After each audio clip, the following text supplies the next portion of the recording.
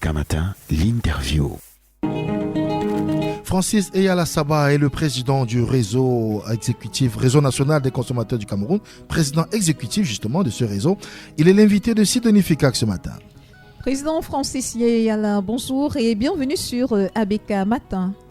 Bonjour ABK Matin, bonjour à toute l'équipe et merci pour cette prise de parole sur vos antennes ce matin. Vous avez commis une lettre ouverte à Madame Nalo Valionga, Pauline Egbe, ministre des enseignements secondaires, sur les frais d'APEE, mais déjà comprendre avant d'entrer dans cette lettre pour la décrypter ou le message qui en tient lieu.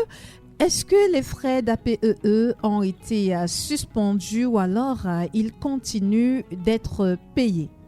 Jusqu'ici, nous ne pouvons pas vous dire si ces frais sont suspendus parce que les communications que nous recevons, que ce soit du MINSUB, du MINEDUB, du ministère de l'Éducation de base, que ce soit du ministère de l'enseignement secondaire, de MINESEC, sont diluées par une sorte de jurisprudence qui voudrait, d'une part, dans ce que nous lisons, épargner le personnel du ministère et laisser, n'est-ce pas, la responsabilité. Je vais décrypter les deux communications. La première, celle du MINESEC, qui vous dit que voici les frais exigibles pour les lycées d'enseignement secondaire. Elle vous dit, dans sa numéro 1, premier frais exigible, all the tuition fees. All the tuition fees, ça veut dire en français tous les frais. Non. All the tuition fees, ça veut dire tous les frais de scolarité. Voilà. Tous les frais de scolarité. Alors, ou tous les frais scolaires, quelque chose comme ça. Non, tous les frais de scolarité. Alors, mais si vous prenez dans tous les frais de scolarité, quels sont les frais de scolarité exigibles dans un lycée au Cameroun? Les seuls frais de scolarité exigibles dans un lycée au Cameroun, c'est les frais d'inscription. C'est ce que nous savons. Parce que, et c'est ça. Et quand elle dit all the tuition fee, ensuite elle dit en ligne 2, les frais d'examen pour ceux qui sont en classe d'examen. Donc, ça veut dire qu'en réalité, elle est en train de dire que, dans sa communication, que les frais exigibles sont les frais d'inscription et les frais d'examen. Les frais d'inscription d'une part et les frais d'examen pour le cas de ceux qui présentent sont dans les classes d'examen, Oui, qui ne sont pas les frais exigibles. Les seuls frais exigibles, c'est l'inscription. Par contre, ça c'est notre compréhension au réseau national des consommateurs. Mais quelqu'un d'autre pourrait m'opposer que les frais exigibles, c'est effectivement, c'est aussi, je veux dire, les frais d'inscription et les frais d'APE. Je ne sais pas si on se comprend. C'est même déjà le cas et on a qui pensent que les frais d'APE n'ont pas été suspendus. Non, attendez, je vous parle d'abord des communications. Je vous parle d'abord de la communication du ministre. C'est-à-dire que dans sa façon d'écrire, tout à fait, on a une volonté, on lit là, on dénote une volonté de ne pas clarifier clairement les choses. Parce qu'il fallait clarifier, elle devait, dans sa communication, le dire clairement. Mais quand on regarde sa communication, nulle part dans sa communication n'apparaît le paiement des frais d'APE. Ce n'est écrit nulle part. Mais on vous dit les frais exigibles. Les frais exigibles. Quand on vous dit les frais exigibles, mais écoutez, les seuls frais exigibles, si nous rentrons dans le droit fondamental et nous prenons les textes du ministère de l'enseignement secondaire, les seuls frais exigibles, c'est l'inscription. C'est l'inscription, parce que nous nous sommes remontés à la base pour prendre les textes du MINESEC et nous les avons décryptés. C'est clair que c'est l'inscription. Ah bon, maintenant que les chefs d'établissement nous disent que non, dans les frais exigibles, il y a l'APE, ça dilue un tout petit peu, on est dans une sorte d'imbroglio, on ne comprend plus rien. Ça, c'est la première chose. La deuxième, celle du MINEDUB, qui vous dit que il a été interpellé par un certain nombre de personnes sur ce que les mauvaises pratiques sont constatées dans les établissements. Et qu'il demandait, n'est-ce pas, dès cet instant, à tous les chefs d'établissement de nullement, mettre dans une posture de collecte, je paraphrase, n'est-ce pas, frais d'APE.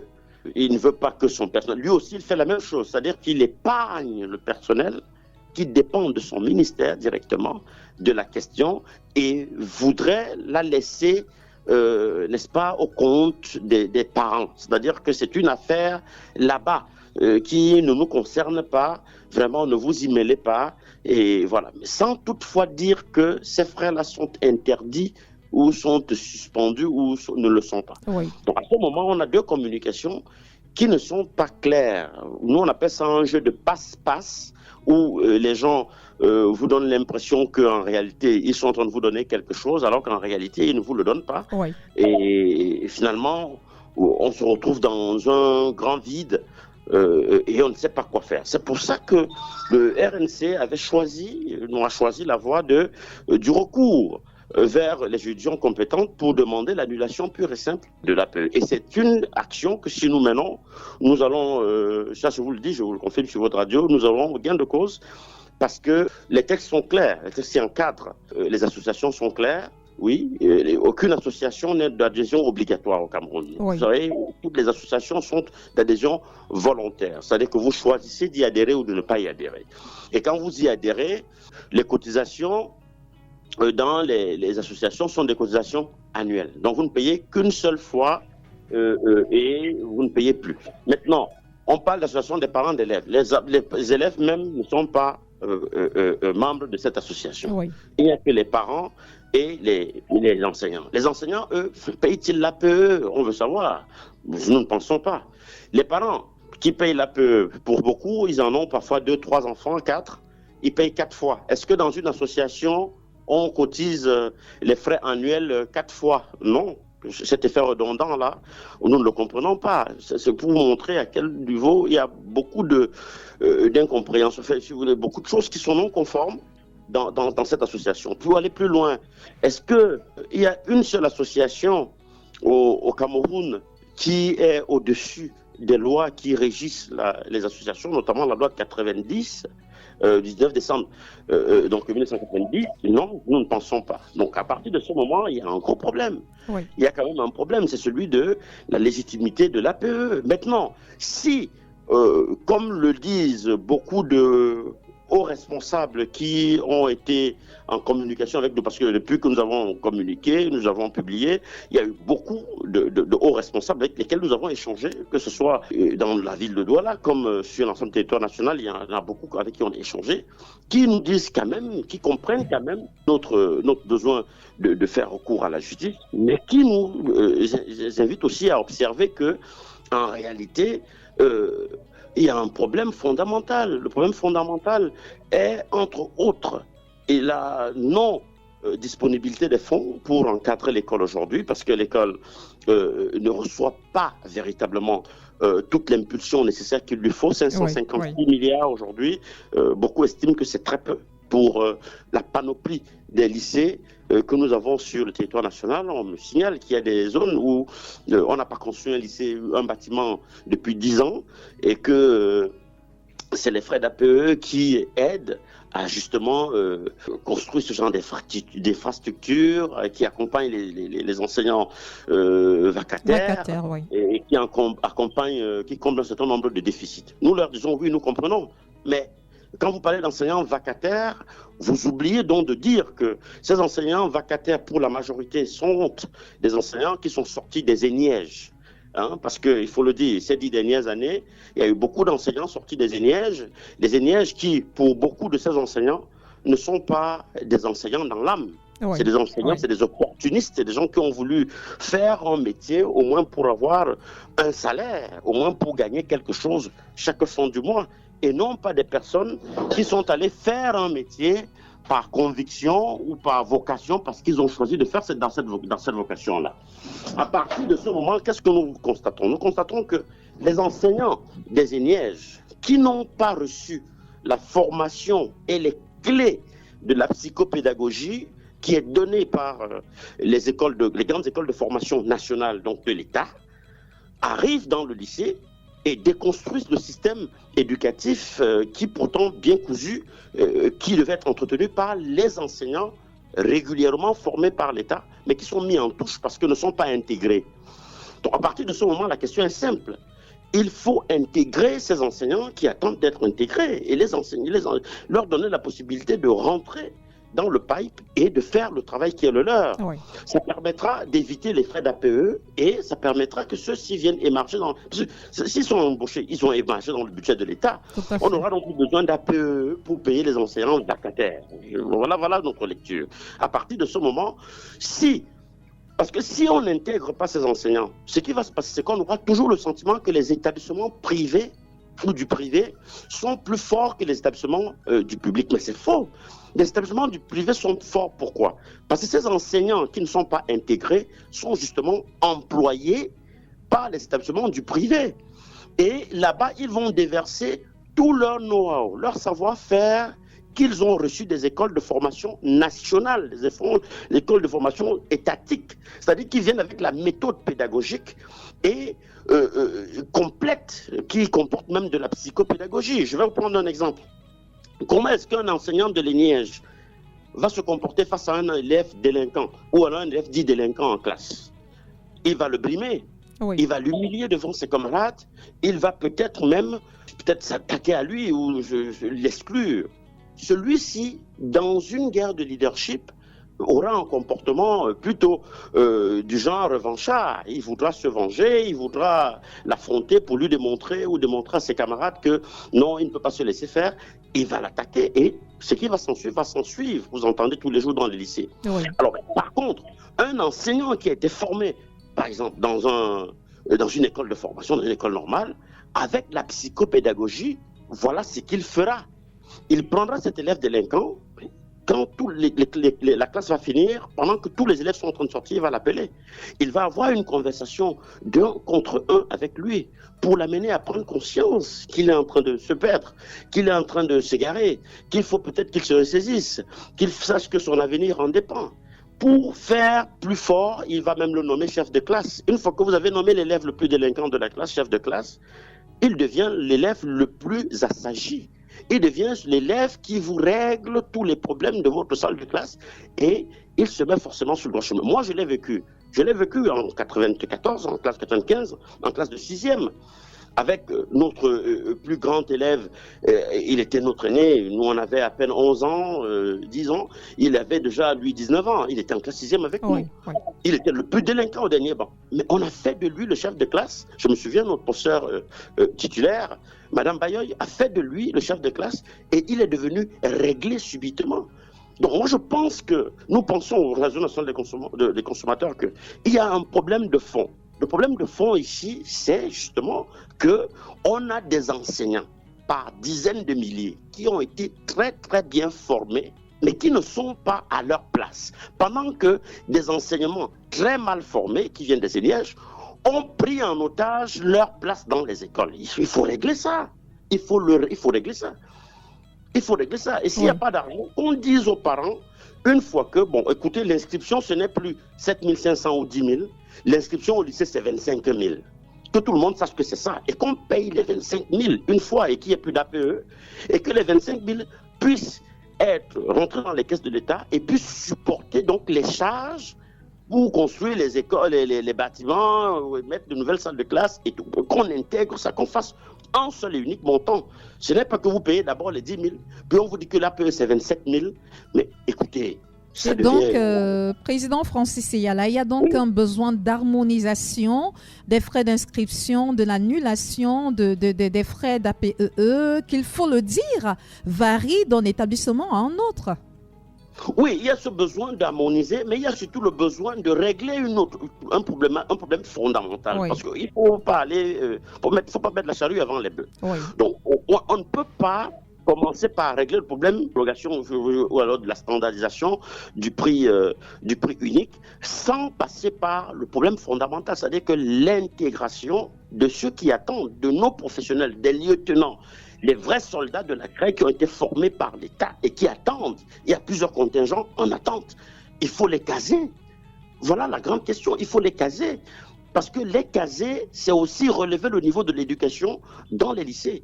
Et ça, c'est fondamental. Nos enfants méritent d'être mieux formés, bien formés. Ça, c'est la première chose. La deuxième chose, c'est que quand on l'a fait, on peut donc aller sur la base de, OK, l'APE, vraiment, on va standardiser. On va voir... D'abord, on enlève ça pour que ça ne soit plus dilué Et si on veut maintenir ça, on laisse ça, mais on est des minima et des maximums. On se dit, par exemple, l'APE varie entre 5 000 pour les écoles, les lycées de telle catégorie, c'est-à-dire peut-être de seconde zone, et de 10 000 francs pour les lycées de première zone, par exemple. Et que cet argent ne soit plus géré par les présidents d'APE et des enseignants, et donc dans les lycées et les collèges, mais qu'on remette la gestion des lycées et collèges aux comités locaux de gestion. Ça veut dire quoi? Qu'on crée des comités locaux de gestion des établissements scolaires dans les communes. C'est possible. Le maire ou le sous-préfet est le président du comité, par exemple, de gestion de l'école. Et avec le vice-président ou le maire, avec maintenant, comme, je sais pas moi, manager ou président exécutif de gestion, le chef de quartier où l'école est implantée. Pour que, effectivement, toutes ces forces vives puissent rentrer dans la dynamique de faire bouger leur école. Et vous allez voir que même l'élite extérieure, je parle de la diaspora, de chaque village où sera placé un lycée, de chaque quartier où sera placé un lycée, de chaque arrondissement où sera placé un lycée, viendra apporter une contribution significative sans qu'on ne lui demande quelque chose parce qu'il sait qu'il participe au développement de sa commune. C'est tout ce que nous demandons. Donc il faut qu'à un moment donné, que les gouvernants ouvrent pour nous permettre aussi de nous exprimer parce qu'on a aussi des idées, on pense, on réfléchit aussi à l'avancement de notre pays. Et puis nous sommes un bras séculier de l'État, c'est ça la société civile. On devrait pouvoir accompagner, c'est ce que nous faisons d'ailleurs là. Donc accompagner l'action du gouvernement.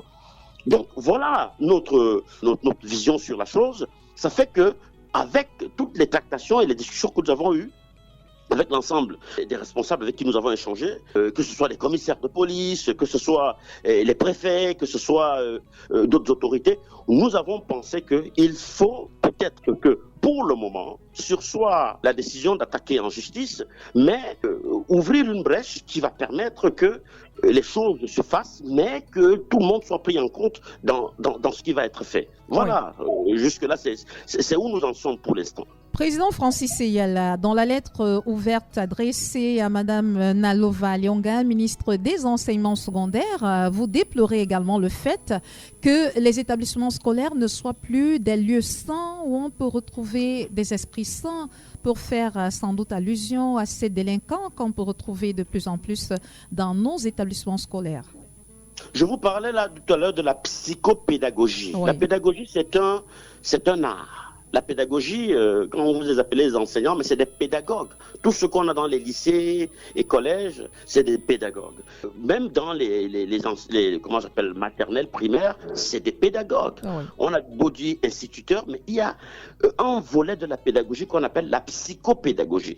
C'est la capacité d'un enseignant à lire la psychologie de son élève et à communier avec lui, le manager en one-to-one, c'est-à-dire qu'en seul à seul, de manière à ne pas tout le temps le traiter, le gérer dans la mêlée. Parce que lui, il a un comportement différent, on doit avoir une approche différente avec lui. Et c'est pour ça que vous allez voir que jusqu'en 98, on n'entendait pas qu'il y ait des agressions dans les lycées, que les élèves viennent avec les poignards et tout. On va dire que c'est la télévision, ce n'est pas la télévision. Je pense aussi, enfin, pas seulement la télévision. Nous pensons aussi qu'il y a l'approche dans ce qui est donné à ces enfants-là dans les écoles. Je parle notamment de le type de pédagogie qui leur est faite. Comment pensez-vous que j'ai pu être, à mon jeune âge, en classe de 6e, 5e, 4e, le communicateur d'un proviseur qui était de loin mon père. C'est-à-dire que le proviseur Adolphe Manga Ekwa, au lycée de Njombe, avait à peu près, je dis 55 ans ou 60, et j'avais à peine 11 ou 12 ans, et j'étais son communicateur. Il m'avait choisi comme étant communicateur du lycée de Njombe. C'est moi qui lisais tous les communiqués du proviseur dans toutes les salles de classe. Pourquoi moi j'avais été choisi, pourquoi de regretter? Mais moi, Julius Fonio avait été choisi comme chef de notre salle de classe, en classe de 6e, alors que Julius Fonio avait à peu près 20 ans et que nous autres, nous avions 10 ou 11 ans. Oui. Et parce que Julius Fonio était au dernier banc et faisait beaucoup de bruit et perturbait la classe. Donc finalement, on a demandé, on a fait de lui le chef de classe et il a eu, tout de suite, il s'est assagi et il a commencé à, comment je l'appelle, la discipline au sein de notre salle de classe. Je pense donc que c'est des approches qu'on doit multiplier. Francis Eyala, on a donc... Laissez-moi finir. Oui, les enseignants de maintenant, parce qu'on n'a pas beaucoup de temps, sont formés. Ils sont formés. Madame, s'il vous plaît, laissez-moi finir. Donnez-moi 30 secondes. Oui, allons-y. Donc, on a affaire à un élève dit délinquant. Oui. On l'encadre. Oui. On ne l'isole pas. Oui. On l'encadre. On lui donne les éléments de pédagogie qui démontrent, qui l'amènent à prendre conscience que, attention, il est un homme important. Ouais. On peut même faire de lui un chef de classe. On l'invite même en salle des professeurs à venir aider le professeur titulaire à remplir les bulletins. Tout cela l'amène à se rendre compte que, attention, il est important et il quitte peu à peu le chemin de la délinquance. C'est pas toujours la brimade, c'est pas toujours la violence, c'est pas toujours l'isolement qui va régler le problème. Donc il faut aussi prendre ça en compte. Je parle donc de la psychopédagogie. Oui. Ces enseignants qui sont en attente par contingent, qui doivent être intégrés, ont cela. Ils ont cette capacité. Contrairement à ceux venus des Enièges qui n'ont pas cette capacité d'absorption, qui n'ont pas cette patience, cette endurance mentale vis-à-vis des enfants. Attention, c'est un art, ça se travaille. Ceux qui sont inscrits, en fait, ceux qui sont aujourd'hui intégrés au ministère des enseignements secondaires, on va rester à ce niveau-là parce que c'est là où on rencontre le plus d'exactions venant de la part de certains élèves qui sont délinquants. Ils sont pourtant formés, ils sont sortis de l'école normale supérieure du Cameroun. On suppose qu'ils devraient pouvoir être dotés de cette psychopédagogie dont vous parlez. Mais pourquoi est-ce que les enfants sont de plus en plus délinquants? Pourquoi est-ce qu'ils n'arrivent pas, avec ces outils, à les maîtriser? Non, je vous ai expliqué que depuis au moins 10 ans, les enseignants sortis de l'Eniège ou les enseignants dans les lycées et collèges, qu'on appelle couramment enseignants vacataires, sont des enseignants sortis de l'Eniège, qui n'ont donc pas la même formation que les PLEG, c'est-à-dire que les professeurs de lycée d'enseignement secondaire qui sont diplômés d'État et qui ont reçu l'assaut, ou alors le saut, je veux dire, de la garantie de la capacité de bien enseigner ou d'apporter aux élèves tout ce qu'il faut. Et c'est de ça que je parle. Je vous dis que depuis plus de 10 ans, ce que vous avez comme enseignants vacataires dans les lycées et collèges, pour la majorité, au moins 90%, sont des enseignants venus de l'Eniège. C'est clair, le président. Et ils n'ont pas cette formation que l'État, parce que c'est l'État qui forme. Et l'État, quand il forme bien. Il forme dans le but de donner à l'enseignant tous les éléments qui lui permettent d'apporter des réponses concrètes au système éducatif en place. Et c'est ça, c'est pour ça que nous demandons que ces gens-là soient intégrés. Parce que l'éducation dans les lycées est en train de se dégénérer à grande vitesse. Et il faut rapidement rattraper. Pourquoi? Parce que les enseignants vacataires ont pris la place des enseignants qui doivent être là. C'est ce que nous disons. Et les enseignants qui doivent être là sont en branle. Ils ne savent pas quoi faire. Ils sont donc obligés d'aller dans le privé. Parce que le privé, il recrute sur un curricula précis et il sait ce qu'il recherche. On les prend donc tous. Et la méthode pédagogique, scientifique, propre à l'État du Cameroun, au lieu de se rester dans l'école publique, se retrouve donc dans l'école privée. Et on pense que les établissements privés sont plus forts que les établissements publics, ce qui n'est pas le cas. Madame, il y a 20 ans, quand vous n'étiez pas, ou 20 ou 30 ans, quand vous n'étiez pas dans un lycée, ce que vous êtes un enfant délinquant et ce que votre avenir est perdu. Tous les parents voulaient voir leur enfant fréquenter dans un... Moi, je n'ai fait que l'école publique, le lycée, je n'ai fait que ça. Et je ne connais pas une autre école, je n'ai jamais fait le privé. C'est pour que vous puissiez comprendre. Et beaucoup d'entre nous n'ont fait que cette école-là, parce que c'était là qui était la garantie, la gage, n'est-ce pas, de la réussite d'un enfant.